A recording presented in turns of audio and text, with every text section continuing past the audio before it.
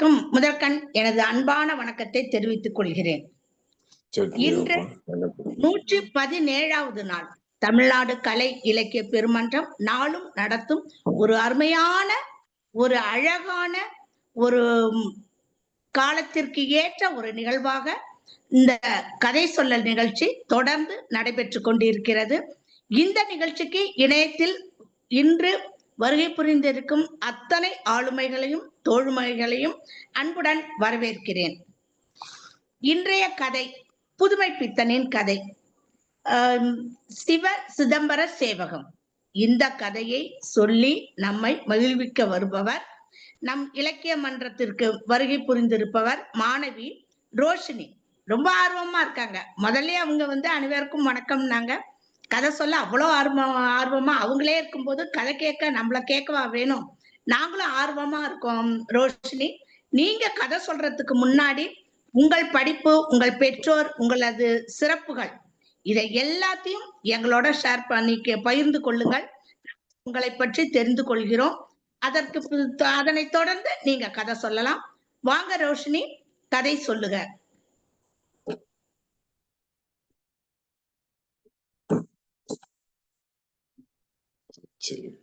அனைவருக்கும் வணக்கம். இளங்கலை தமிழ் 2ஆம் ஆண்டு புதுவை பல்கலைக்கழகத்தில் நான் படிக்கிறேன். நான் படிப்பேன் நிறைய. எனக்கு யூஸ்ஃபுல்லாவே எனக்கு பிடிக்கும். கதைக்கு போகலாம். கதை பெற்றோர் பெயர். Okay ma'am. தந்தையின் பெயர் ஐயப்பன், தாயின் பெயர் சாந்தி. ஓகே மேம், கதைக்கு போகலாம். கதையின் மாந்தர்கள் லேயனா, வீயனா, மேயனா, வீரபாகு பிள்ளை, மேகலிங்கம் பிள்ளை. கதையின் மாந்தர்கள் சிவசிதம்பரம் பிள்ளை. கதையின் முக்கிய கதாபாத்திரம் சிவசிதம்பரம் பிள்ளை. சிதம்பரம் பிள்ளைக்கு அதிகமா தாடியும் நெஞ்சில் அதிகமா முடியும் இருக்கும். ரொம்ப வயசானவர் அவரு. அவர் ரொம்ப ஏழ்மை. அவருக்கு 5 பெண் பிள்ளைகளும் 5 பெண் பிள்ளைகள், 15 ரூபாய் சம்பளமும், சாரம் போல புருவமும், கட்டிவிட்ட மாதிரி புருவமும், மல்வேஷ்டி சிட்டு துண்டோட தான் இருப்பாங்க. ஒரு கள்ளத்தி முடு தெருவுல அவரு வறுமையான ஒரு குடும்பம். ஒரு ஜவுளி கடை, லேயனா, மேனா, வீணா, ஒரு ஜவுளி கடையில அந்த கடைக்கு அவ்வளவுக்கு கலெக்ஷனே தேரல. அந்த ஒரு சின்ன கடையில ஒரு வெளிச்சம் போல இவரு போறாரு. இவரு போன பிறகுதான் அந்த கடைக்கு நல்லா கலெக்ஷன் தேருது.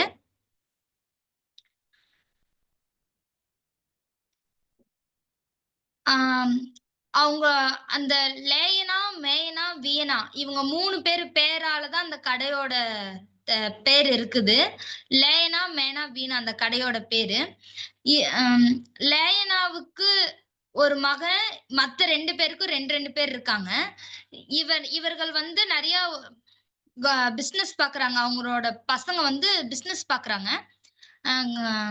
மாவு தொழிற்சாலையில இருந்து நிறைய பிசினஸ் பாக்குறாங்க.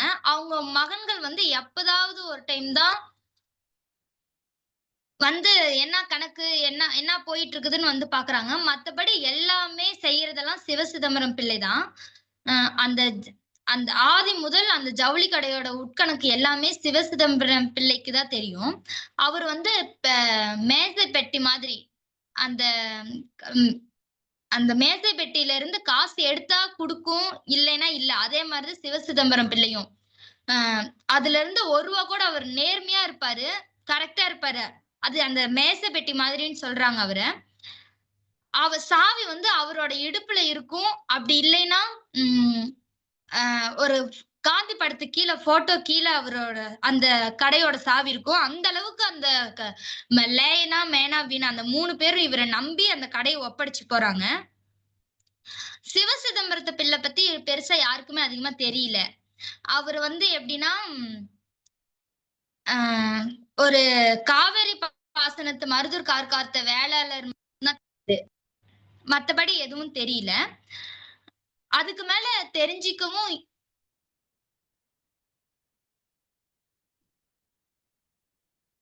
அதுக்கு மேல தெரிஞ்சுக்கவும் இவர் யாரையும் இல்ல. லயனாவோட பையன் மூத்த மகன் இருக்காங்கல்ல, அவரு வந்து ஒரு மெட்ரிகுலேஷன் பள்ளியில 1ஆம் வகுப்புக்கு முந்தி வகுப்பு ஒரு வகுப்புக்கு முந்தி வகுப்பு ஃபெயில் ஆயிட்டாங்க. அன்னையில இருந்து ஸ்கூல் பக்கமே அவரு போறதில்ல. ஆ வெளியில வந்து நம்ம அப்பா இப்படி பிசினஸா இருக்காங்களே, அவரோட பையன் வந்து இப்படி ஃபெயில் ஆயிட்டு அப்படி சொல்லிட்டு வெளியில வந்து அவரால தலை காட்ட முடியறதில்ல. அப்பவுமே சிவசிதம்பரம் சித அப்பயும் சிவசிதம்பரம் பிள்ளையோட தயவுல ஒரு பொண்ண கல்யாணம் பண்ணிட்டு, ஒரு வீட கட்டிட்டு, அவரு வீட்டோட நல்லா சந்தோஷமா இருக்காரு. ஜவுளி கடைக்கு வர்றதில்ல, போறதில்ல. மொத்த கணக்கும் இவரு தான் பாக்குறாரு. அப்படி பாக்குறவருக்கு கூட ஒரு ரூ. 15 சம்பளமே தவிர, அதுக்கு மேல அவர் கூடி தர்றதில்ல யாருமே.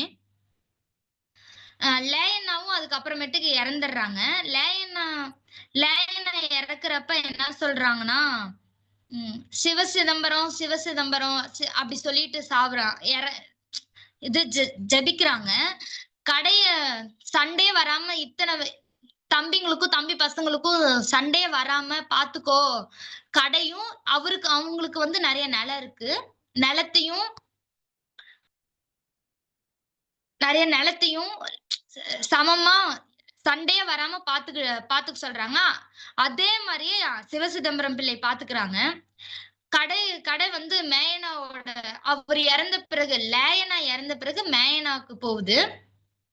அவர் காலத்து பிறகு மேயனா பாக்குறாரு. அதுக்கப்புறம் அவரோட காலத்துக்கு பிறகு மேயனாவுக்கு போகுது. ஃபர்ஸ்ட் வந்து மேயனாவோட வசம் இருந்தது கடை. அதுக்கப்புறமேட்டுக்கு அவரோட காலத்துக்கு பிறகு லேயனாவோட மூத்த மகன் வசம் திரும்பியது. மேயனாவுக்கு அவர் வந்து நிறைய வில்லங்க சொத்துலாம் வச்சிட்டு இருந்தாரு. அத வந்து எப்படி வந்து நல்லா சேஃபா பாத்துக்கலாம், அத எப்படி இது போலீஸ் அவங்க கிட்ட எல்லாம் மாட்டாம எப்படி வந்து சேஃபா வச்சுக்கிறது அப்படி சொல்லிட்டு நல்லா இந்த சாமியார் கிட்ட எல்லாம் போயிட்டு அவங்க கேக்குறாங்க. கேட்ட பிறகு அப்படிலாம் சொல்றாங்க. அவங்களும் அதுக்கு நிறைய சொல்றாங்க.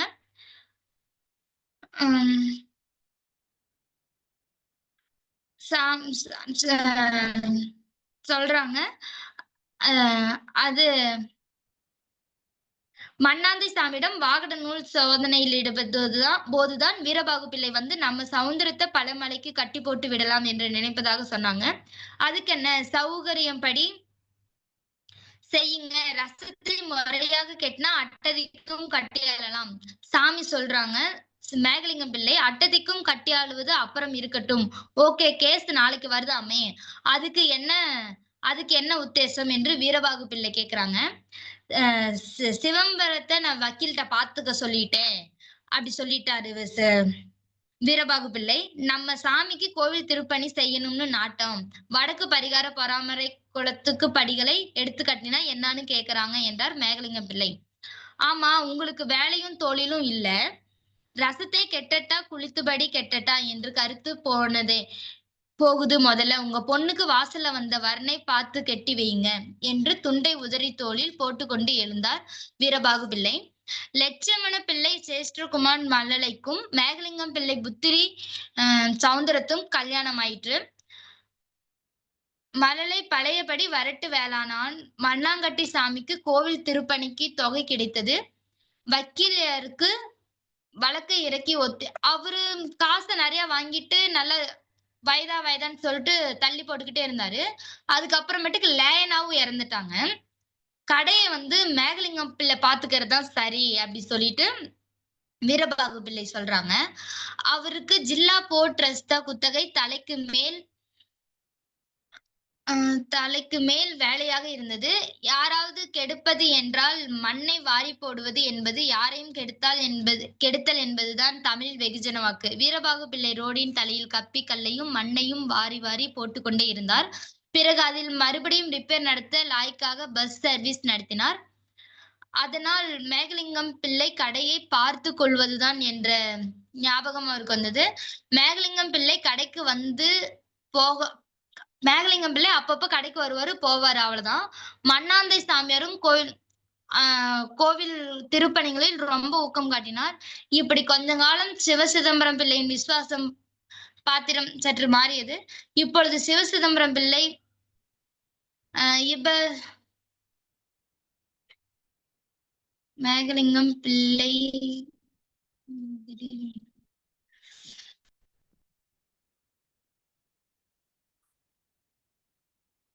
இப்பொழுது சிவசிதம்பரம் பிள்ளை அவங்களுக்கு 2க்காகவும் பண வசூலுக்கும் புறப்படுவார். அவர் வந்து கோவில் பணியும் பார்த்துக்கிட்டு ஜவுளி கடை இதுவும் பார்த்துட்டு இருக்காரு. ஒன்று கடை வரவு செலவு, இன்னொன்னு திருக்குள வரவு செலவு. அவர் இவ்விரண்டு சேவங்களையும் அவர் 2யுமே சரிசமமா பார்த்துட்டு வராரு. அவருக்கு அப்படி ஒரு பிரயோகம் இருப்பதாக தெரியாது. பிரதி பிரயோஜனம் எல்லாம் ஜவுளி கடை பசி. அவரோட கோவில் பணிக்கு வந்து காசு இல்ல. ஜவுளி கடையில வேலை செய்யற அந்த 15 ரூபாய் சம்பளத்தை வச்சுட்டு 15 ரூபாய் சம்பளத்தை வச்சுட்டுமே பசியாட்டுறாரு. மேகலிங்கம் பிள்ளை திடீர்னு இறந்துடுறாரு. அவரு இறந்தோடனே அவர்தான் நிறைய வில்லங்க சொத்தெல்லாம் நிறைய வச்சிருந்தாருல.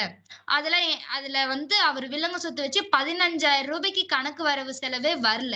அதெல்லாம் என்னாச்சுன்னு போய் கேக்குறாங்க. போயிட்டு வீரபாகு பிள்ளை கேக்குறாங்க, இதெல்லாம் என்கிட்ட ஒரு வார்த்தை கூட சொல்லக்கூடாதா அப்படி சொல்லிட்டு சிவசிதம்பரம் பிள்ளை கேக்குறாங்க. சிவசிதம்பரம் பிள்ளை வந்து அவருக்கு வந்து இதை பத்தி ஒரு விஷயம் அவருக்கு வந்து இதை பத்தி ஒண்ணுமே தெரியாது. சிவசிதம்பரம் பிள்ளை ரொக்க விவகாரம் இவ்வளவு ஓட்டைன்னு அவருக்கு அப்பதான் தெரிய வருது. எனக்கு தெரிந்திருந்தால் நான் இந்த அளவுக்கு 15,000க்கு வர அளவுக்கு நான் விட்டுருப்பேனா அப்படி சொல்லிட்டு தலையை தொங்க போட்டுட்டாரு சிவசிதம்பரம் பிள்ளை. அதுக்கப்புறம் வீரபாகு பிள்ளை அவருக்கு வந்து கவலை ரொம்ப அதிகமாயிடுச்சு 15,000ன்னு சொல்லிட்டு. அதுக்கப்புறமேட்டுக்கு வீரபாகு பிள்ளை தான் அந்த இதை பாத்துக்கிறாரு. மண்ணாந்தை சாமியாருக்கு பக்தன் மண்ணாகி விட குளப்பறி திருப்பணி முன்போல் அவ்வளவு சீராக நடக்கவில்லை. ரொம்ப நாள் பழகினாலும் கடல் கூட புளித்து போவார் அல்லவா. திருநெல்வேலி சைவ வேளாளத்து குலத்திலகங்களும்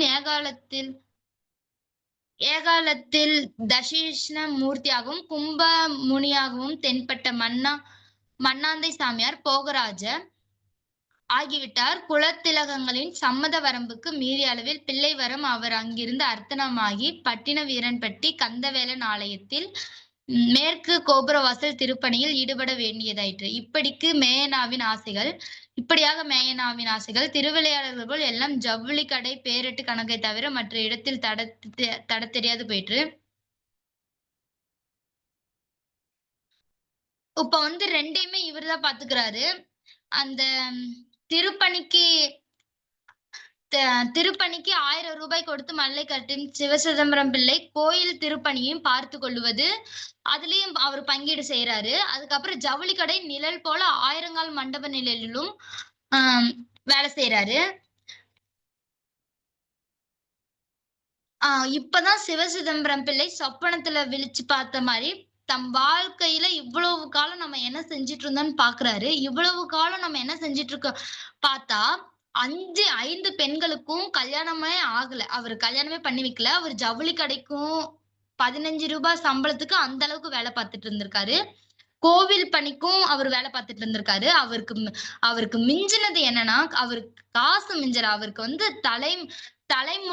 நரைமுடி மட்டும்தான் மிஞ்சினது. வேற எதுவுமே அவருக்கு கிடைக்கல.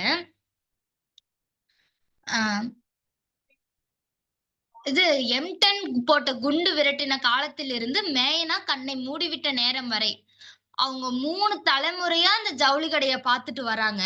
அவங்க பார்த்துட்டு வரப்போ அவங்க ஒரு பொண்ணுங்களுக்கு கூட கல்யாணம் பண்ணி வைக்காம அவர் வந்து உழைப்பு கடை கோயிலுன்னு சொல்லிட்டு அவரோட உழைப்பையே அவர் போட்டுட்டு இருக்காரு.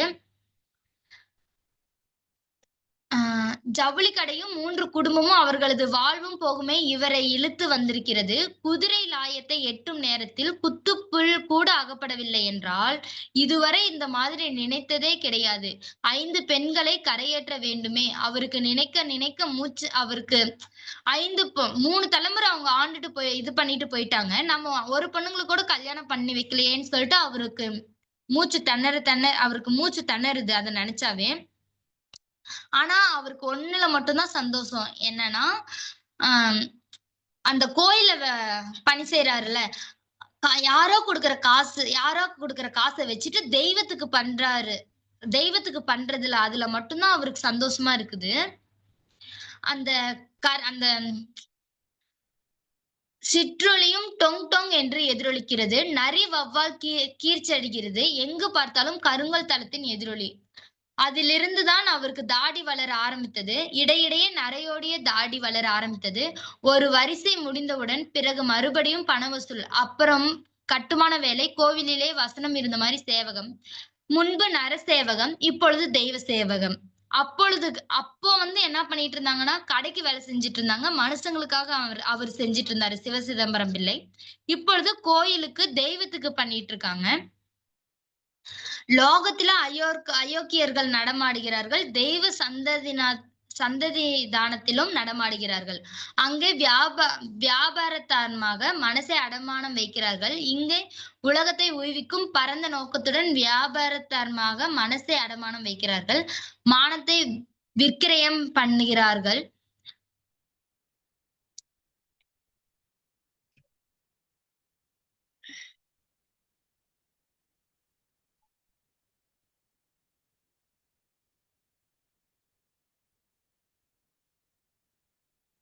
இங்கே உலகத்தை உய்விக்கும் பரந்த நோக்கத்துடன் வியாபாரத்தாக மனசை அடமானம் வைக்கிறார்கள். பொற்றாமரை குளம் இடிந்து கிளமாகும் முன் அதன் ஜீவ முடிச்சு இடந்து கிளமாகிவிட்டது. அது அவருக்கு தெரியாது. நிச்சந்தையாக படித்துறை கட்டி கொண்டு இருக்கிறார். அதாவது செத்துப்போன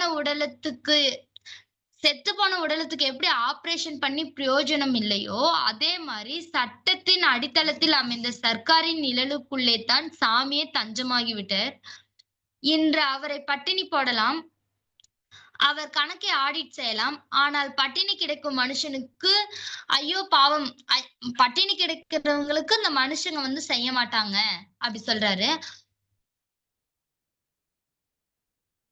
அவருக்கு குளிக்க குளம் வேண்டாமே.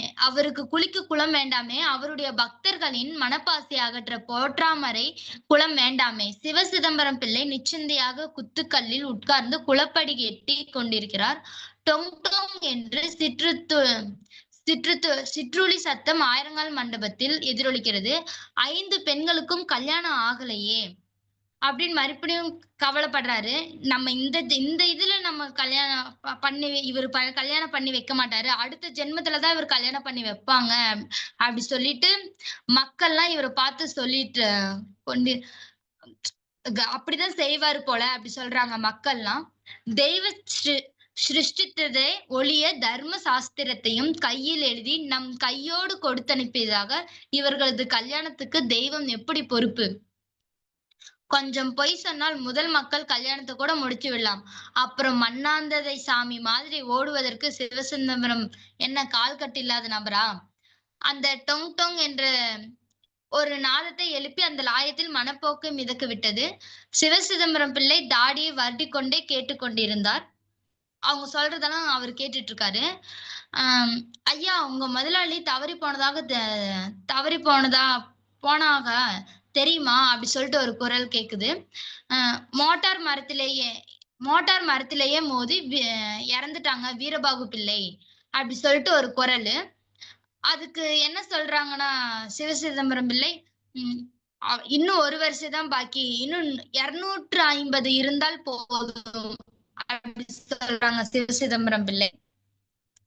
இதுக்கு என்னன்னா, அவர் எவ்வளவுதான் அந்த கடைக்கு உழைச்சாலுமே அந்த 15 ரூபாய் தவிர அந்த லேனாவோட மூத்த மகன் அவர் கணக்கு தப்பாம எல்லாமே கரெக்டா பாத்துட்டு வந்தாரு. அவ்வளோ இது செஞ்சவருக்கு 15 ரூபாய்க்கு மேல கொடுக்கவே இல்லை. அதே இது பண்ணிதான் சிவசிதம்பரம் பிள்ளை வீரபாகு பிள்ளை இறந்ததுக்கு சொல்றாங்க. இன்னும் 1 வருஷம் தான் பாக்கி, 250 இருந்தால் போதும் அப்படி சொல்றாங்க. கதை நிறைவடைந்தது. நன்றி.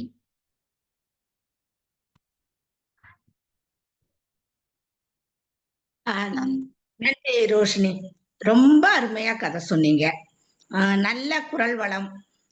கொஞ்சம் தடுமாறினாலும் கதையை அழகா கொண்டு போனீங்க. எந்த ஒரு இதுவும் தயக்கமும் கிடையாது. முகத்துல எந்த ஒரு இதுவும் இல்லை. நல்லா சொன்னீங்க. உங்களுக்கு வாழ்த்துக்கள், பாராட்டுக்கள். நமது ஆளுமைகள்லாம் சொல்லுவாங்க, நீங்க கதை சொல்லியிருக்கீங்களா, அதை எல்லாரும் கேட்டிருக்காங்க. கதை எப்படி சொன்னீங்க, இந்த கதையோட கருத்து என்ன, இதுல என்னென்ன முக்கியமான வார்த்தைகள், அதெல்லாம் எடுத்து விரிவா சொல்லுவாங்க. சில புரியாத இதுக்கெல்லாம் அவங்க பொருள் சொல்லுவாங்க. நீங்களும் இணைப்புல இருங்க, கடைசி வரைக்கும் இருங்க. பின்னாடி உங்களுக்கு ஒரு வாய்ப்பு உண்டு பேசுறதுக்கு. அதனால இவங்க சொல்றதெல்லாம் நீங்களும் கேட்டுக்கிட்டு வாங்க. இது பின்னோட்டத்திற்கான நேரம். எப்போதும் போல் வழக்கம் போல் பின்னோட்டத்தை தொடங்கி வைக்க நமது சாத்தூர் கணேசன் ஐயா அவர்களை அன்புடன் அழைக்கிறேன்.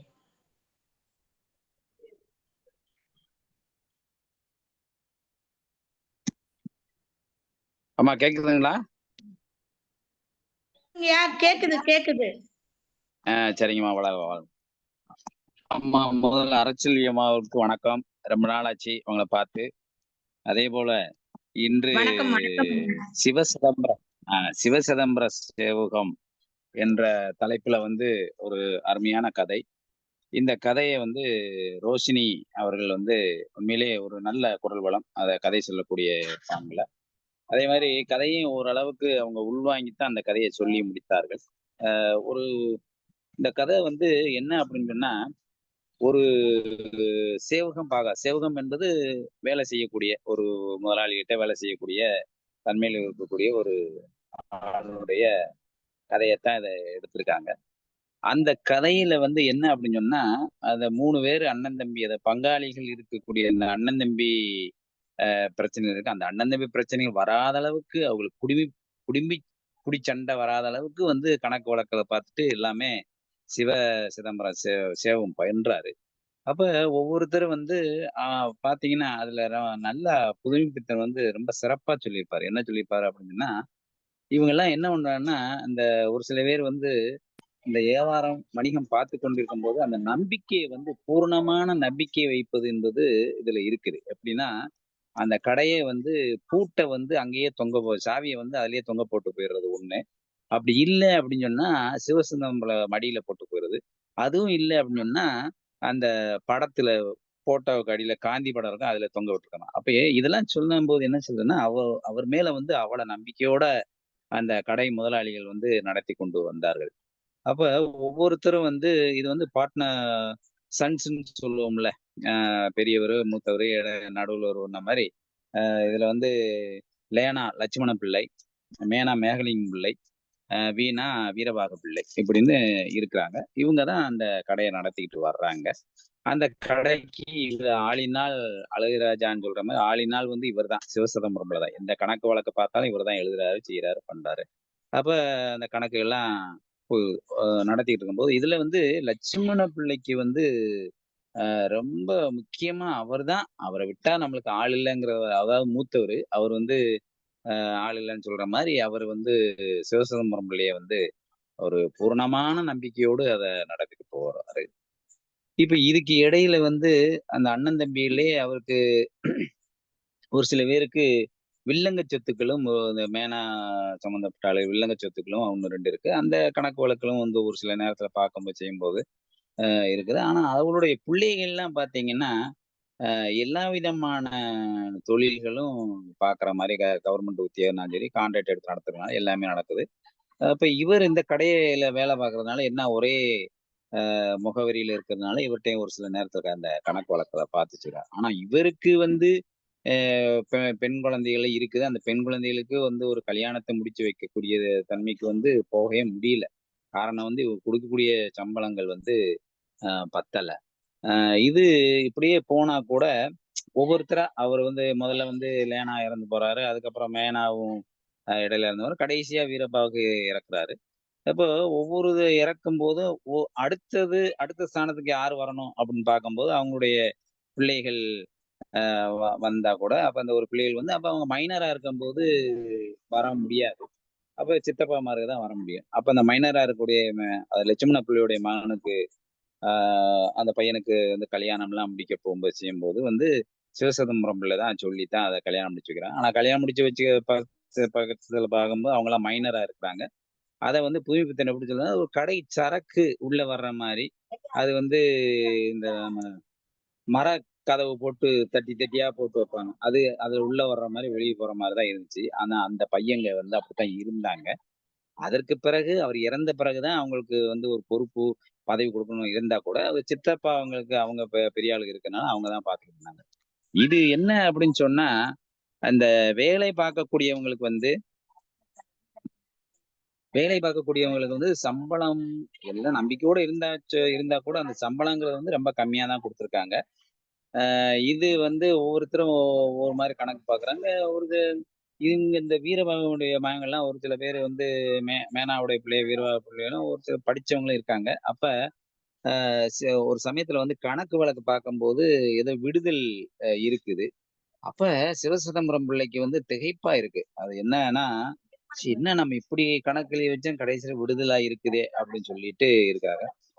இருந்தா கூட சரி அவங்க ஒண்ணும் இது பண்ணக்கில்ல. அதுக்கப்புறம் வந்து இந்த கோயில் வேற இவங்க திருப்பணி எடுத்துக்கிட்டு அந்த கோயில வந்து ஒரு சாமி சொன்னாருன்னு திருப்பணி வேலையெல்லாம் பார்க்கும்போது அந்த கணக்கு வழக்குலையும் இவர்ட்ட குடுத்துடுறாங்க.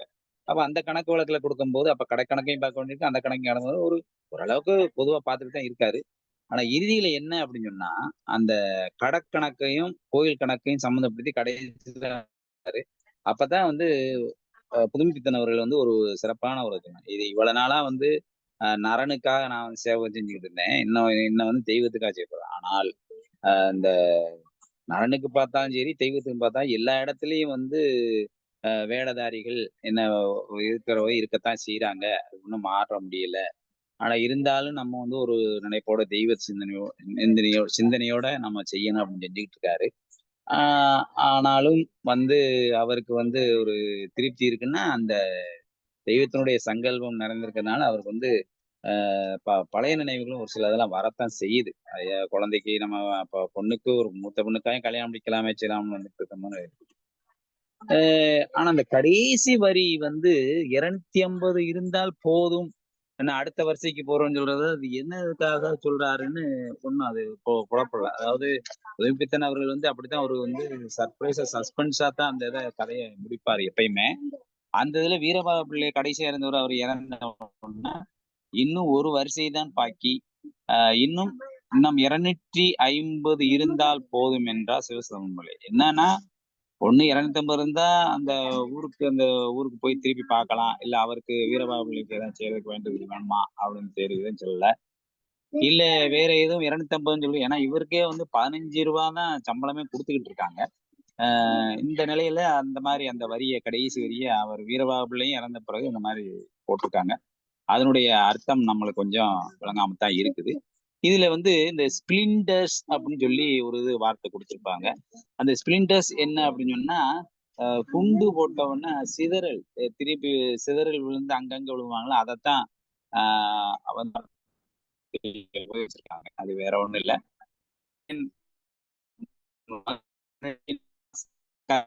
அப்படின்னு சொன்னா அது கன்னடை கால்வாய்னா ஒரு அந்தனர் ஒருத்தர் இருந்திருக்காரு. அவர் கன்னடத்தை சேர்ந்தவர், கன்னடம் பேசக்கூடியவர். அவர் அந்த நேரத்துல கெட்டினதுனால அந்த கால்வாயை வெட்டி கெட்டினதுனால அவருக்கு வந்து அந்த இடத்த வந்து கன்னடியன் கால்வாய் அப்படின்னு வச்சுட்டாங்க. அந்த கன்னடியன் கால்வாயில இருந்து வரக்கூடிய பாசனங்கள்லாம் வந்து நிறைய நம்ம திருநெல்வேலி மாவட்டத்துல இருக்குது. அதைத்தான் வந்து அந்த வார்த்தையை போட்டு இது பண்ணியிருக்கிறாங்க.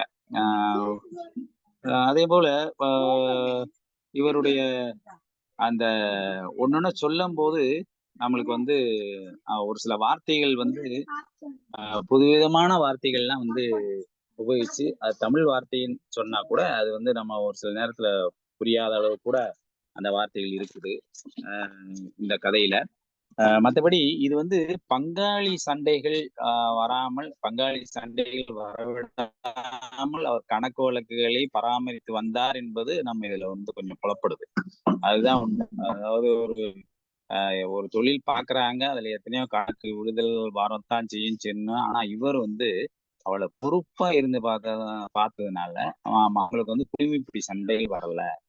அதனால அவர்கிட்ட ரொம்ப நம்பிக்கை வச்சிருக்காங்க. அப்போ நம்பிக்கையோடு இருக்கக்கூடிய ஒரு வேலையாள் இருக்கும்போது எந்த தொழிலும் சிறப்பாக இருக்கும். ஆனா அந்த தொழில் சிறப்பாக இருக்கும்போது சின்ன சின்ன தவறுகள் மிஸ்டேக்குகள் வந்து வரத்தான் செய்யும். அதை ஒன்றும் மாற்ற முடியாது. அப்படித்தான் இருக்கும் அப்படின்னு சொல்ற மாதிரி சொல்லி கொண்டு போறாங்க. ஆனா அவருக்கு அந்த ஒரு அந்த வேலைக்கான ஒரு அங்கீகாரம் கிடைச்சிருக்கா அப்படின்னு சொன்னா அது இல்லைன்னு தான் சொல்ல வேண்டியிருக்கு. அந்த மாதிரிதான் அந்த கதையை முடிச்சிருக்கிறாங்க. இது வந்து கொஞ்சம் குழப்பமான ஒரு கதை தான். அதாவது என்ன சொல்ல வர்றாங்க, இதனுடைய கருத்து என்ன அப்படின்னு சொல்லி நம்ம புரிஞ்சுக்கணும்னா இதுதான். இந்த வேலையாள வந்து பூரணமா நம்புறாங்க. அந்த ஆளு வந்து சிறப்பா பண்ணிட்டு இருக்காரு. அப்படி பண்ணும்போது எந்த தொழிலும் வந்து தடைபட்டு போகாது, தோல்வியில் முடியாது அப்படின்னு சொல்ற மாதிரி அமைஞ்ச கதை தான். உண்மையிலேயே ரோஷினி அவர்கள் ரொம்ப சிறப்பா அந்த கதையை சொல்லி முடித்தார்கள். மற்றபடி மற்ற பின்னூட்டம் சொல்லும்போது நம் இன்னும் கொஞ்சம் விளக்கமா தெரிந்து கொள்ளலாம். வாழ்க வளமுடன். வணக்கம், வாழ்த்துக்கள். இந்த கதையில் சில சந்தேகங்கள் இருந்தது. அதற்கு உங்களது இந்த தெளிவான ஒரு விளக்கம் மிகவும் பயனுள்ளதாக இருந்தது. அருமையான பின்னோட்டம் வழங்கிய ஐயா அவர்களுக்கு நன்றி. அடுத்து ஆழ்ந்த கருத்துக்களுடன் எப்பவுமே அவரோட பின்னோட்டம் கொஞ்சம் வித்தியாசமா தான் இருக்கு. நிறைய செய்திகள் அந்த கதைக்கு ஏற்ற பொருத்தமான கருத்துக்களையும் சேர்த்து வித்தியாசமாக வழங்கக்கூடிய நமது பணித்துளி ஐயா அவர்களை பின்னோட்டம் வழங்க வருமாறு அன்புடன் அழைக்கிறேன். அனைவருக்கும் வணக்கம்.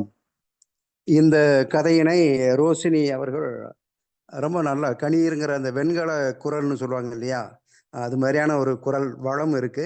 அந்த குரல் வளத்தோடு நல்ல அருமையாக சொன்னாங்க. அவர்களுக்கு என்னுடைய வாழ்த்துக்கள், பாராட்டுகள். இது மிக அற்புதமான ஒரு கதை தான்.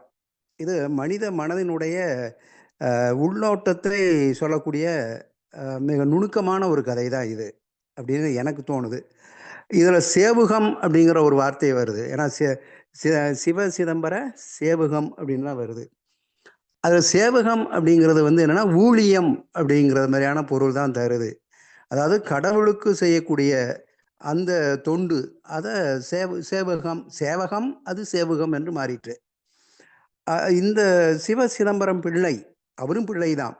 இந்த சிவ சிதம்பரம் பிள்ளை மனசாட்சியோடு நேர்மையாக அவர் வந்து அந்த சேவகத்தை பண்ணுறாரு. ஆனால் எனக்கு இந்த கதையை பொறுத்தவரையில் என்ன தோணுது அப்படின்னா, அந்த கதையில் வரக்கூடிய லே அண்ணா, மே அண்ணா, வி அண்ணா என்று சொல்லக்கூடிய அந்த லட்சுமண பிள்ளை, மேகலிங்க பிள்ளை, வீரபாகு பிள்ளை, நான் ஏன் அதை பிள்ளைன்னு சொல்கிறேன் அப்படின்னா, அவங்க எல்லாருமே பிள்ளை தான்.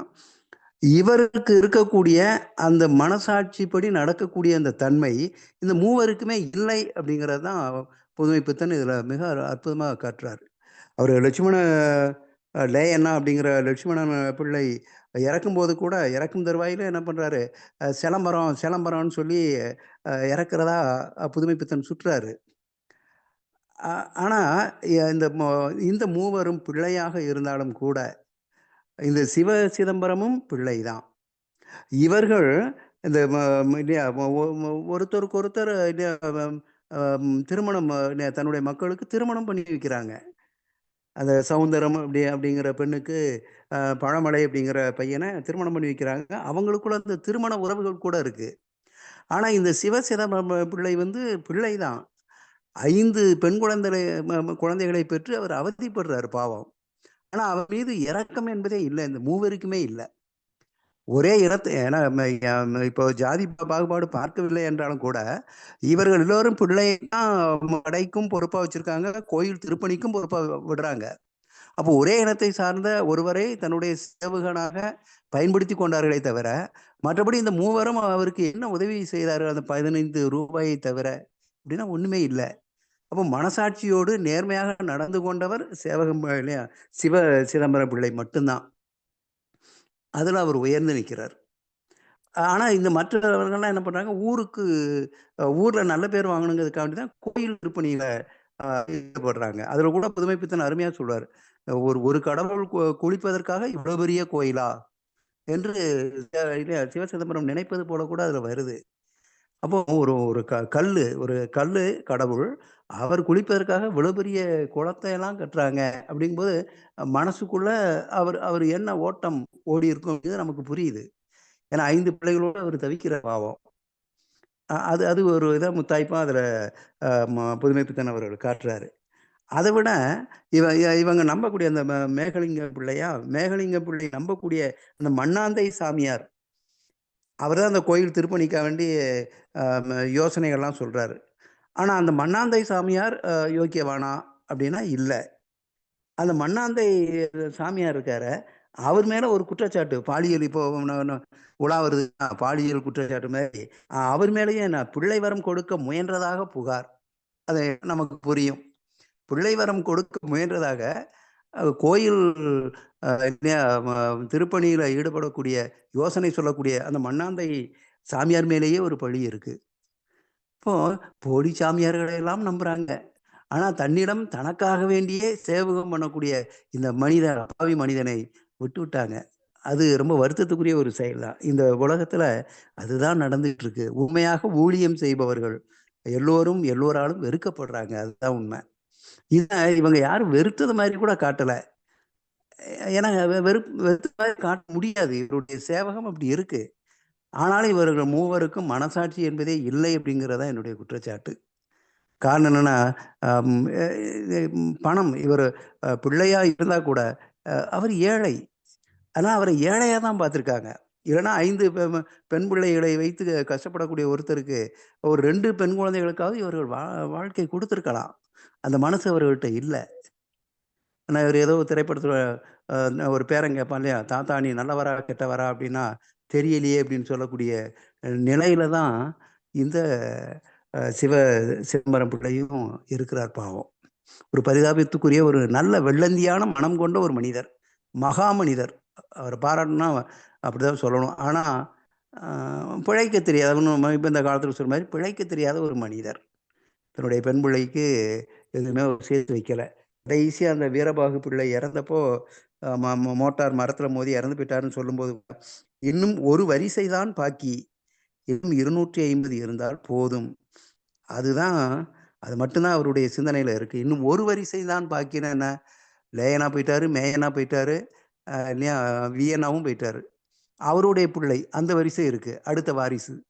இன்னும் ஒரு வரிசை தான் பாக்கி. இந்த வாரிசு இருக்கும்போதே நம்முடைய பிள்ளைகளுக்கு திருமணம் பண்ணி வச்சா நல்லது. அதுக்கு இன்னும் 250. ஏன்னா இது எழுதப்பட்ட காலம் 1944. இப்போ மாதிரி தகவலையெல்லாம் இப்போ எகிரலை. அதனால இன்னும் 250 இருந்தால் போதும் அப்படிங்கிற கணக்கோடு அவர் முடிக்கிறார். அந்த ஒரு வரிசைங்கிறது எனக்கு தோணியது. இப்போ மூத்த வரிசையெல்லாம் போயிட்டுது. இப்போ அந்த லேயனா மேயனா வியனாவோட வாரிசுகள் அந்த வரிசை இருக்கு, அந்த ஒரு வரிசை இருக்கு. அந்த வரிசைக்குள்ள திருமணம் நடந்துருமாங்கிற ஒரு ஏக்கத்தோடு, அந்த ஏக்க பார்வை அவர்கிட்ட இருக்கு. பாவம். நல்ல அற்புதமான ஒரு கதை. எனக்கு இதில் சொல்ல தோன்றது என்னன்னா, இந்த மூவருக்கும் மனசாட்சி என்பதே இல்லை. ஆனா சிதம்பரம் பிள்ளை உயர்ந்த ஒரு மனிதராகத்தான் நம் கண் முன்னால் வலம் வர்றார். அதுல எந்த மாற்று கருத்து இல்லை. வாய்ப்புக்கு நன்றி அம்மா, நன்றி. அருமையான பின்னோட்டம், ரொம்ப நல்லா இருந்தது. உங்களுக்கு தமிழ்நாடு கலை இலக்கிய பெருமன்றம் நன்றியை தெரிவித்துக் கொள்கிறது. அடுத்து பின்னோட்டம் வழங்க விஜிலாமா, வாய்ப்பு இருக்குங்களா? இன்னைக்கு வாய்ப்பு இல்லையம்மா. நான் இப்பதான் கதை கேட்கவே வந்தேன். கதையும் வாசிக்கல, கடைசி நேரத்துலதான் இணைய முடிஞ்சது. மன்னிக்கவும். நன்றி நன்றி அம்மா. அடுத்து நமது பெருமதிப்பிற்குரிய ஐயா பிரபாகர் ஐயாவை பின்னோட்டம் வழங்க வருமாறு அன்புடன் அழைக்கிறேன்.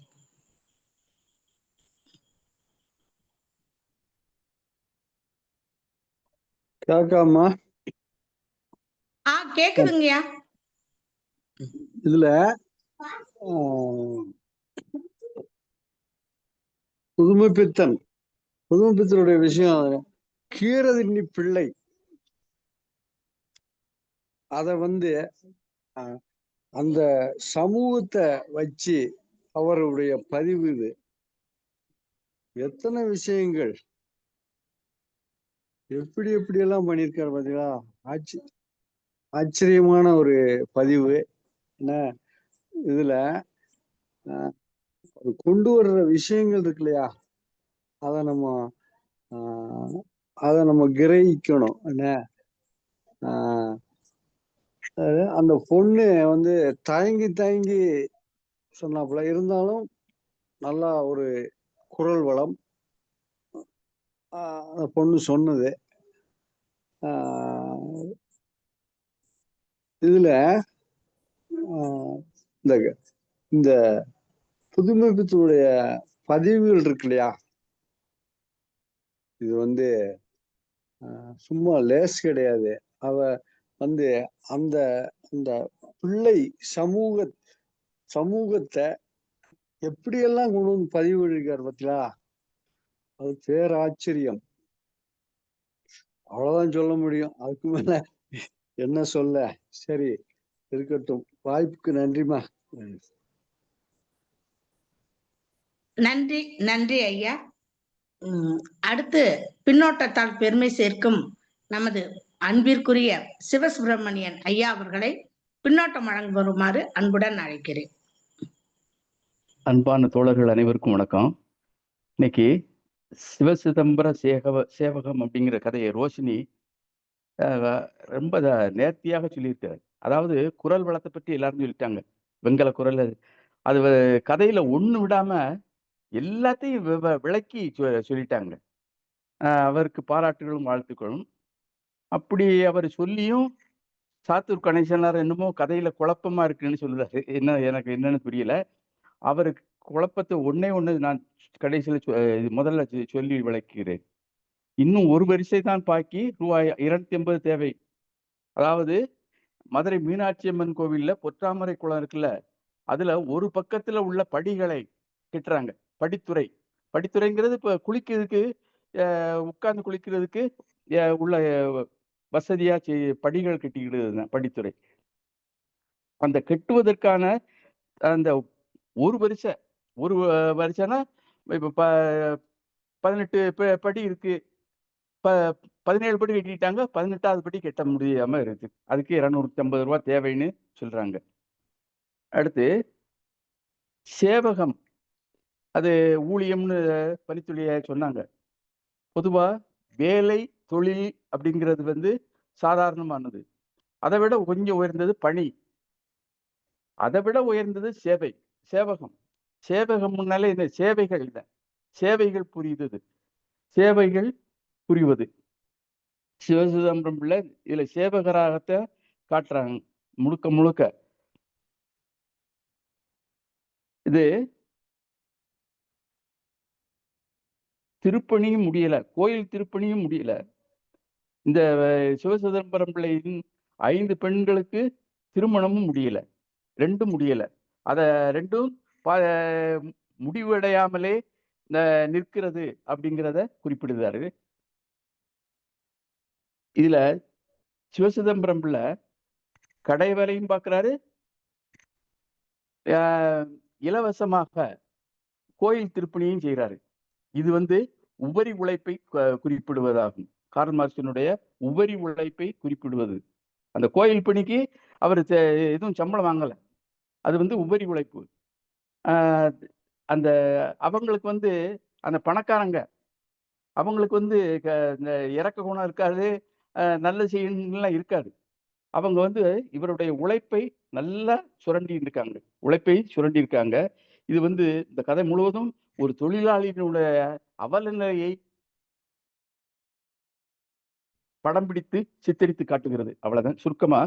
இத அவர் இந்த கீரைப்பிள்ளைன்னு பிரபாகரையா சொன்னாங்க. சைவ பிள்ளைங்கிறத அப்படி சொல்லுது. அந்த தாவரங்கள் மட்டும் சாப்பிடுறது. அந்த அவங்க அந்த கார்காத்த பிள்ளைலாம் ரொம்ப உயர்ந்த பிள்ளைமார்களே, சைவ பிள்ளையிலே ரொம்ப உயர்ந்தவங்கன்னு சொல்லுவாங்க. அது இங்க அதைத்தான் குறிப்பிடுகிறார் புதுமைப்பித்தன் இந்த கதையில. அந்த பிள்ளை மரத்தை, கார்காத்த பிள்ளை மரத்தை குறிப்பிடுகிறார். இதுல இந்த கதை முழுவதும் தொழிலாளியின் அவல நிலையை, தன்னுடைய ஊராருக்கும் கோயிலுக்கும் உழைத்து தன்னுடைய குடும்பத்தை அவர் பராமரிக்க இயலாமல் போய்விட்டது. அந்த அவல நிலையைத்தான் புதுமைப்பித்தன் படம் பிடித்து காட்டுகிறார், சித்தரித்திருக்கிறார் என்று சொல்லி நிறைவு செய்து கொள்கிறேன். வாய்ப்புக்கு நன்றி, வணக்கம். நன்றி ஐயா. நல்லதொரு பின்னோட்டம் வழங்கிய தங்களுக்கு நன்றி. எப்பவுமே இப்போ ஒரு வகுப்புல ஆசிரியர் பாடம் நடத்தும் பொழுது மாணவர்கள் ஆசிரியரின் வாயசைவை கவனிக்க வேண்டும். அப்படி கவனிக்கிற மாணவர்கள் தான் கெட்டிக்காரவங்களா இருப்பாங்க. அதே மாதிரி நாம் ஒருவரை ஒருவர் பார்த்து பேசும்போது கண்களை பார்த்து பேச வேண்டும். அப்பொழுதுதான் சொல்லுகின்ற சொல்லில் உறுதி, நம்பகத்தன்மை இருக்கும் அப்படின்றது என்னோட கணிப்பு. அந்த வகையில இன்னைக்கு நான் கதை சொல்லி ரோஷினியோட கண்களை கவனித்த அழகான கண்கள். அவர் தடுமாறும் போது அந்த கண்களில் எந்த ஒரு மிரட்சியும் இல்லை. எனக்கு ஆச்சரியமாக இருந்தது. நாம இருந்தா கொஞ்சம் விழிய பிதுங்கி ஐயோ அப்படின்ட்டு அழகா தயக்கம் இருக்கிற இடத்துல கூட அமைதியா இருந்து அடுத்த கட்டத்திற்கு அந்த கதையை நகர்த்தி கொண்டு சென்றார்கள். அப்படிப்பட்ட ஒரு சிறப்பான கதை சொல்லி இன்னைக்கு வந்திருந்தாங்க. ரோஷினி, இது உங்களுக்கான நேரம். இதுவரைக்கும் எங்க ஆளுமைகளும் தோழமைகளும் கூறிய பாராட்டுக்கள், வாழ்த்துக்கள், கருத்துக்கள் எல்லாத்தையும் கேட்டிருப்பீங்க. இது சார்ந்து உங்களது கருத்துக்களை இப்பொழுது தெரிவிக்கலாம். வாருங்கள் ரோஷினி.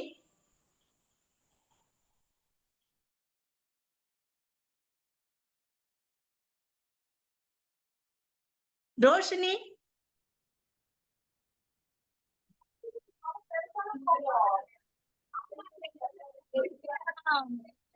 ஒரு கதை உள்வாங்குவாங்களா, உள்வாங்கி பார்க்கணும். இத்தனை பின்னோட்டத்தை கேட்டுதான் எனக்கு தெரியுது.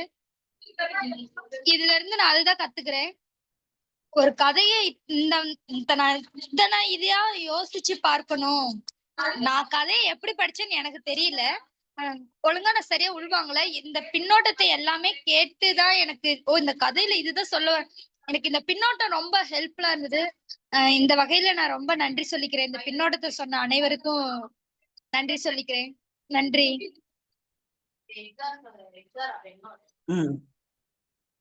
மகிழ்ச்சி. எங்களோட இலக்கிய பெருமன்றத்தோட குறிக்கோளே அதான். அது உங்க அளவுல நல்லா போய் சேர்ந்திருக்கு மாணவிகள்கிட்டயும் மாணவர்கள்ட்டையும். மகிழ்ச்சி. அடுத்து நமது பின்னோட்டத்திற்கு சிகரம் வைத்தாற்போல் அருமையான கருத்துக்கள், விளக்கங்களை சொல்லி நிகழ்ச்சியை பெருமை சேர்க்கும் நமது பொதுச் செயலாளர் ஐயா அவர்களை சிறப்புரையாற்ற வருமாறு அன்புடன் அழைக்கிறேன். தோழர்கள் அனைவருக்கும் வணக்கம். இன்னைக்கு ரோஷினி கதையை, இது கொஞ்சம் சிக்கலான கதை தான், புரியறதுக்கு 2-3 தடவை படிச்சாதான் புரியும். ஆனாலும் அவ படிச்சுட்டு தன் படிச்சதை, தான் புரிந்ததை ஒரு சிரமம் மேற்கொண்டு சொல்லிக்கிட்டே இருந்தான். உள்ள அது இது லேனா, வீணா, மேனா இதெல்லாம் என்ன அப்படின்றது, சிவசிதம்பரம் பிள்ளை இதெல்லாமே உள்ளுக்குள்ள ரொம்ப அருமையா சொன்னான். இவர் ஒரு தொழிலாளியினுடைய வாழ்க்கை எவ்வாறு உலகம் மாறுது, ஆனா அவன் குடும்பம் மாறுறதில்ல, அவனுடைய வாழ்க்கை மாறுறதில்ல. அவனுடைய அந்த சொல்வாரு இருளடர்ந்த கற்ப கிரகம், அது அவனுடைய வீடா சொல்வார். சிவசிதம்பரம் பிள்ளை யாருன்னா, அவர் ஒரு எம்டன்ன்ற ஒரு கப்பல் சென்னையில குண்டு போடுது. அதுல சிதறின ஒரு ஸ்பிளிங்டர்ன்றது ஒரு சிதறல் துளி. அப்படி விழுந்தவர் தான் மேற்குறது வீதியில நம்ம சிவசிதம்பரம் பிள்ளை.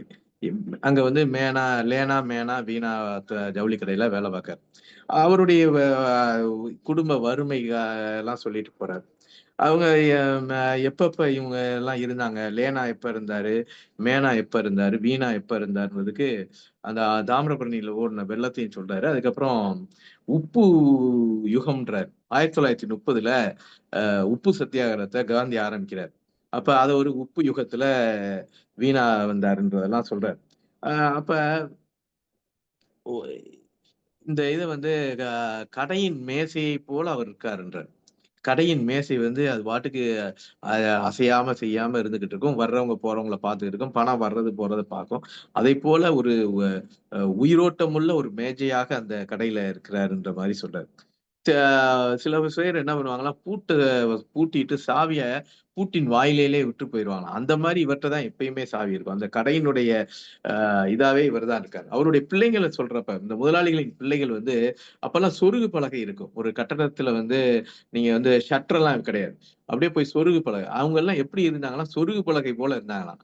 பிறகு அவங்க அப்பா இறந்த உடனே அந்த கடை முதலாளிகளின் பிள்ளைகள் உலாவும் பலகைகளாக மாறினாங்கன்றதையும் சொல்லிட்டு போறாரு. இதெல்லாம் ஒரு சுவைக்காக சொல்லிட்டு போறாரு. அதுக்கப்புறம் இந்த மண்ணாந்தி சாமியார் மேகலிங்கத்தோட தொடர்புடையவர், அவரை பத்தி நிறைய சொல்லிட்டு போறாரு. இந்த மேகலிங்கம் அந்த வீரப்ப பிள்ளை எப்படி பண்றாருன்னா, ஒரு ரோடு கான்ட்ராக்டர். அப்ப ரோட்ல என்ன போடுவாரு? கப்பியும் போடுவாரு, மண்ணையும் போடுவாரு. மண்ணை வாரி போடுறது வந்து அது அப்பயே ஒரு கான்ட்ராக்டர் தொழில் உள்ள அந்த இதை ஒரு வாழ்க்கையில மண்ணவாரி ஒருத்தன் வாழ்க்கையில மண்ணவாரி போட்டாங்கன்னா வாழ்க்கை நாசமா போகுன்ற அர்த்தம். அப்படிப்பட்ட ஆளாத்தான் இருக்கிறார். அதுல இந்த அந்த மண்ணாந்தை சாமியாரோட சேர்ந்துக்கிட்டு அந்த குளத்தை தூர்வாரணும்னு இருக்கிறேன். அதுக்கும் சிவசிதம்பரம் பிள்ளை தான் வேண்டி இருக்கு.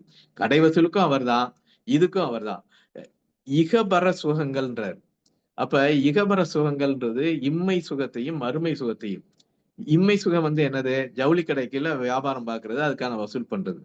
மறுமை சுகம் எதுன்னா திருக்கோயில் குளத்தை வந்து தூர்வாடுறது, இதெல்லாம் அப்படி சொல்றாரு. அவர் வந்து பகிர்நோக்கு அற்றவர். இதுக்கும் அதுக்கும் தனியா பிரிச்சு பார்க்கக்கூடியவர் இல்லை. ரெண்டையும் ஒன்றே போல செய்யக்கூடிய ஒரு நிஷ்காம சேவை அப்படின்றாரு. இதெல்லாம் அவருடைய புதுமைப்பித்தன் கதைகள்ல உள்ள வார்த்தைகள். நிஷ்காம சேவைன்றது எதையும் எதிர்பார்க்காம செய்யறது. பிரதி பிரயோசனம் வந்து இவருக்கு என்னன்னா அந்த கொடுக்குற சம்பளம் தான். இப்ப இன்னொரு வந்து அந்த இப்படி இருக்கிறப்ப மேகலிங்கம் வந்து இறந்து போயிடுறாரு. அது ஒரு திருமுறள் பாட்டை வந்து கிடக்கப்படுந்தார் கிடந்தொழிந்தாரேன்னு ஒரு பாட்டை சொல்றாரு. அட்டை பண்ணி வைத்தார் அடிசிலை உண்டால் மடக்குடியாரோடு மந்தனை கொண்டார் இடம் பக்க மேயிறைந்து நொந்து நின்றார் கிடக்கப்படுந்தார் கிழக்கொழிந்தாரே. இது திருமூலரோட பாட்டு. அம்மா வச்ச சாப்பாடை சாப்பிடுறாங்க, ஒரு பெண்ணோட உறவு கொண்டுறாங்க, இடது பக்கம் மார்பு வலிக்கின்றாங்க, இறந்து போயிடுறாங்க, படுத்தாங்க இறந்து போயிட்டாங்க. இதான் திருமூலரோட பாட்டு. அப்படித்தான் மேகலிங்கம் இறந்தார்ன்றார். ஒரு திருமூலரின் பாட்டையும் உள்ள கொண்டு வச்சுட்டாரு. அதுக்கப்புறம் 2-3 உதாரணங்களை சொல்றாரு. இப்ப வந்து மண்ணாந்தை சாமியார் ஓடி போயிட்டா இங்க வந்து கணக்கு பார்த்தா நிறைய குறையுது. குறைஞ்சா அப்ப வந்து கப்பலில் பாதிப்பாக்கு போட்ட கதையா இருக்கேன்னு சொல்றாரு. கப்பல்ல பாதி போட்டுட்டு முழு பங்குல இருந்து வரக்கூடிய வருமானத்தை எதிர்பார்த்துக்கிட்டு இருப்பாங்க. அப்படி ஒரு பழமொழி சொலவடையை உள்ள வைக்கார். அப்புறம் வந்து ஒரு வழக்கம் போல அந்த கடவுளை கிண்டல் அடிக்கக்கூடியது. ரொம்ப நாள் செலவாயிட்டா சாமியாருக்கு மவுசு போயிருங்களே அப்படின்னு சொல்லிட்டு அந்த மண்ணாந்தை சாமியாரை பத்தி சொல்றாரு. பிறகு இந்த இது போயிருது. அதுக்கப்புறம் வீரப்ப பிள்ளை வராரு. அவருடைய இறப்பு. இவர் வந்து இவருடைய 5 பெண்களும் கல்யாணம் ஆகாம இருக்காங்க. ஏதோ ஒரு பொய்ய சொல்லியிருந்தா கூட அவர்களுடைய மூத்த மகளை கல்யாணம் முடிச்சுக்கலாம். ஆனா அவருக்கெல்லாம் அப்படிப்பட்ட விருப்பம் இல்லை. அந்த குதிரை லாயத்தை எட்டும் போது நேரத்துல கூட குத்துப்புல் கூட கிடைக்கலன்னு ஒரு சொலவடையும் சொல்றாரு. குதிரை லாயத்துக்கு போயிருச்சு, மேய்ஞ்சிட்டு வருது. மேய்ஞ்சிட்டு வந்தா ஒண்ணுமே கிடைக்கல. சரியா உள்ள லாயத்துக்கு போறப்பயாவது ஏதாவது ஒரு குட்டை புல்லு குத்துப்புல் கிடைச்சிருமான்னு பார்த்தா அதுவும் கிடைக்கல. அப்படிப்பட்ட வாழ்க்கை தான் ஒரு தொழிலாளியினுடைய வாழ்க்கையாக இருக்குது. அவர் எப்படி இருக்காரு? இவங்களுடைய தொழிலை வளப்படுத்துவதற்கு ஒரு தூணாக இருக்கார். அதே நேரத்தில் இவங்க செய்யக்கூடிய மற்ற காரியங்கள் அது திருக்குளத்து பணியாக இருந்தாலும் சரி, அதையும் வந்து இவர் செஞ்சுக்கிட்டு இருக்காரு. அப்படிப்பட்டவருடைய வாழ்க்கை வந்து உலகம் மாறிக்கிட்டு இருக்கு. இவங்க மாறுறாங்க, இவங்க சந்ததி மாறி, இவங்களுக்கு கல்யாணம் எல்லாம் முடியுது, இவங்களுக்குள்ள சம்பந்தம் பண்ணிக்கிறாங்க. ஆனால் அந்த தொழிலாளியோட வாழ்க்கை வந்து மாறாமல் அப்படியே இருக்கிறது. அவரு வந்து அவரை இன்னமும் வந்து அந்த ஜவுளி கடையில இருந்து வெளியேற்றி வெறும் திருக்குளத்து பணியை மட்டும் செய்வதற்காக அவர்கள் நியமிக்கிறது இன்னமும் கொடுமையா இருக்குதுன்றதெல்லாம் மிக விரிவாக மிக கச்சிதமாக பல்வேறு உதாரணங்களோட நீங்க வந்து திருமூலரும் வருவார், நீங்க ஸ்பிளிண்டர்ன்ற இங்கிலீஷ் வார்த்தையும் வரும், நீங்க வந்து தாடி வளர்த்தால் ஞானம் வளரும், சில பேருக்கு பேன் வளரும்ன்ற ஒரு நகைச்சுவையும் உள்ள போகும். அதுதான் புதுமைப்பித்தனுடைய கதை. அந்த வார்த்தைகள் எல்லாம் இகபர சுகங்கள், பகிர் நோக்கு, நிஷ்காம சேவை, இப்படி சொலவடைகள் உள்ள வச்சு ஒரு கதையை மிக நல்ல ஜோடிச்சு எழுதுகிறது. அது வந்து நம்மளும் அந்த கதையோட பயணிக்கிறது. அந்த ஸ்ரீவைகுண்டம் திருச்செந்தூர் ரோடு போட்டதுல ரூபா வந்துச்சான், அதை வச்சு திருக்குளத்துல வரல. அப்ப இந்த திருக்குளத்து பணிகள்லாம் எப்படி நடக்குதுன்னு சொல்றாரு. அங்க வந்து அத்திவாரமே இல்லாத ஒரு உயிரற்ற பிணத்திற்கு பேண்டேஜ் துணி கட்டுவது போலன்னு சொல்றாரு. அப்படிதான் இந்த கோயில் சாமியெல்லாம் சரண்டர் ஆயிட்டாங்க அரசுகிட்ட.